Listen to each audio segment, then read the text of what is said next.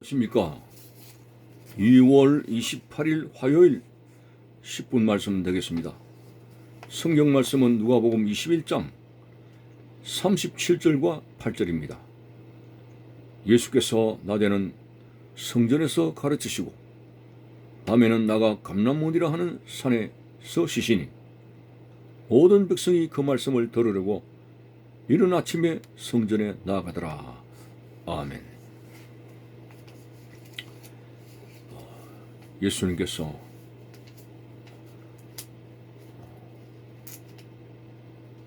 낮에 내내 성전에서 백성들에게 하나님의 말씀을 열심히 가르치시고 밤에는 감람원이라는 산에서 쉬셨다고 기록하고 있습니다. 그리고 그 말씀의 맛을 알게 된 백성들은 그 말씀을 들으려고 이른 아침부터 성전에서 기다리고 있는 모습이 나옵니다. 참으로 주의 말씀은 내 발의 등이요 내가 가는 길의 빛이라고 했고, 주의 말씀이 어찌 그리 단지요 내 입에 꿀송이처럼 달다는 시편 기자의 신앙 고백을 생각하면서 우리는 하나님의 말씀이 바로 생명의 떡이요 양식이라고 하는 사실을 다시 상기해 봅니다. 예수님께서 만일 말씀이 필요 없는 것 같으면 그분의 사역에 있어서 병자 고치고 그리고 육신의 어떤 필요한 여러 부분들을 주님께서 능력을 행하심으로 치유하게 되실 것입니다. 그러나 그분의 사역에 있어서 병을 고치고 그리고 여러 가지 가난하고 힘들고 어려운 사람에게 다가가서 예수님께서 치유하는 그 모습을 보면 그 육신의 질병의 치유는 단지 하나님의 말씀을 전하기 위한 방편일 뿐입니다. 복음을 전하는 데 있어서 병을 고치게 되는 육신의 일을 주님께서 문제로 다루신 것은 복음을 전하기 위한 통로로서 사용하셨지 그것이 본질이 아니라는 것을 발견하게 됩니다. 그래서 예수님께서는 사람이 떡으로만 살 것이 아니요 하나님의 입에서 나오는 모든 말씀으로 살 것이라고 예수님께서 40일을 금식하며 줄이실 때에 사탄이 이 돌을 명하여 떡으로 만들어서 먹으라고 그렇게 시험한 것입니다. 그렇지만은 40일 굶주린 그 가운데서도 예수님은 명확하게 이 떡만 가지고 살 수 없고 하나님의 말씀으로 살아야 된다는 그런 생명의 본질에 관해서 언급을 하셨습니다. 그렇습니다. 오늘 우리 육신은 새끼의 빵을 먹으면서 살아갈 수 있다 할지라도 진정 하나님의 형상을 닮은 우리의 영은 육신의 양식을 가지고 결코 살아갈 수 없습니다. 반드시 하나님의 말씀을 취해서 살아갈 수 있다는 사실을 우리는 성경을 통해서 발견하게 될 때 참으로 주의 계명과 말씀을 준행하고 말씀을 실천하고 말씀을 사모하는 가운데서 그것이 성령의 역사로 우리의 가슴에 뜨겁게 다가올 때 오늘 우리는 성령의 감동 충만한 능력의 생활을 할 수가 있게 되는 것입니다. 백성들도 그 말씀의 맛을 알았기 때문에 이른 아침부터 하나님의 말씀을 들으려고 성전에 나갔던 오늘 본문의 기록을 보게 됩니다. 오늘 우리는 하나님의 말씀을 얼마나 의지하고 살아가는 생활이 되고 있습니까?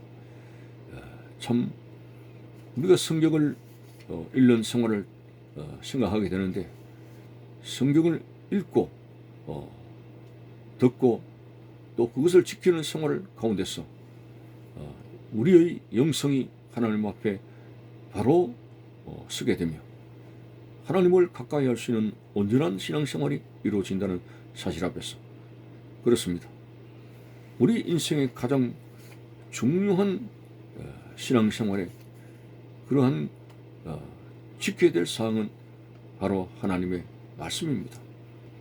에스겔 골짜기에 그 마른 뼈의 한상에도 앙상하게 마른 뼈들도 하나님의 말씀이 임하게 될 때에 그 죽은 뼈들이 살아나게 되는 엄청난 소망의 능력을 우리는 에스겔서를 통해서 발견하게 됩니다. 하나님의 말씀은 살았고 운동력이 있어 심령 골수를 쪼개기까지 한다고 했으며 하나님의 말씀은 하나님을 떠난 방탕한 생활을 하게 되며 술에 먹히며 여러 가지 잘못된 습관에 매인 사슬에 매인 자를 다 끊게 만들고 진정 하나님 앞에 순종하여 살아가는 아름다운 성품으로 변화되게 하는 것입니다. 오늘 참으로 사람을 사람되게 하는 권세가 무엇이겠습니까? 인간의 사상과 여러 가지 윤리와 도덕적인 생활을 통해서 에덴 동산에 잃어버린 그 인간의 성품을 찾아줄 수가 없습니다. 오직 창조자 대신 하나님의 입에서 나오는 모든 말씀으로 진정 하나님의 형상을 닮았던 우리의 영을 다시 회복시켜 주시는 그런 능력이 된다고 하는 것입니다. 그래서 우리는 말씀으로 돌아가야 된다. 하나님의 입에서 나오는 말씀을 취해야 될 때 우리는 하나님께 더 가까이 나갈 수 있고 잃어버린 그런 하나님의 형상 바로 그 성품을 신앙의 성품을 회복할 수 있는 길이라고 하는 사실을 깨닫게 됩니다. 10년이면 강산도 변한다고 하는데 10년, 20년을 지나도 우리의 성품이 안 변하는 것에 대해서 많은 절망과 고민을 하고 있습니다. 아니 왜 이렇게 우리의 나쁜 성품과 기질이 변하지 않는 거야? 내 그 모습이야? 참 이렇게 될 때에 우리가 참 교회 나가도 내 사람은 변하지 않는구나 이런 그 단언을 하게 되는데 그렇지 않습니다. 진정 우리가 하나님의 말씀을 내 가슴에 대해서 가슴으로 받고 성령의 뜨거운 역사로 임하여지게 될 때 그 성령의 능력으로 우리의 잘못된 기질과 성품이 바뀌어질 수밖에 없습니다. 누구든지 그리스도 안에 있으면 새로운 피조물이라. 보라 이전 것은 지나갔으니 새 것이 되었도다고 말씀하지 않습니까? 여기서 그리스도 안이라고 하는 것은 바로 진리 안입니다. 진리가 너희를 자유하게 하리라. 진리는 바로 예수 그리스도 자신을 말씀하며 진리는 바로 예수 그리스도 입에서 나오는 말씀을 말하고 있습니다. 그래서 이 진리가 우리를 모든 잘못된 육신의 욕구에 살아가는 그러한 사슬에서 우리를 해방시켜 주게 될 것이고 하나님 안에서 그리스도 안에서 살아갈 수 있도록 만든다고 하는 사실 앞에서 누구든지 그리스도 안에 있으면 새로운 피조물이라고 했습니다. 그렇습니다. 이제는 그리스도 안에서 살아갈 수 있게 하는 능력이 바로 하나님 말씀을 취하고 말씀을 들으며 말씀을 통해서 우리가 새로운 길을 걸어갈 수 있다고 하는 것입니다. 참으로 오늘 하나님의 말씀을 우리가 사모하여 들을 때 목마른 사슴이 신의 물을 찾기에 갈급한 것처럼 하나님 말씀을 사모하고 갈급할 때 성령께서 나에게 크게 역사하심으로 말미암아 그 말씀의 불이 우리 심령 속에 떨어져서 우리에게 삶에 큰 능력과 권세가 되며 사단을 이기는 그러한 하나님의 능력을 가지게 됩니다. 바울은 특별히 사탄을 이기기 위해서 하나님의 전신갑주를 입으라고 하지 않습니까? 그 전신갑주에 여러 가지가 있습니다. 진리의 허리띠라든지 의의 호신경이라든지 구원의 투구라든지 믿음의 방패라든지 성령의 칼 이런 구체적인 그 항목이 있습니다만은 본질적으로 성령의 칼과 진리의 허리띠 하나님의 말씀으로 무장하라고 하는 그러한 내용이죠. 하나님의 말씀으로 무장할 때 사탄의 세력은 떠나가고 우리는 사탄의 권세를 이기고 주님 안에서 살아갈 수 있는 능력이 됩니다. 어쨌든 오늘 우리 그리스도인들은 결코 말씀을 덮어놓고 생활하는 것은 헛수아비 같은 생활입니다.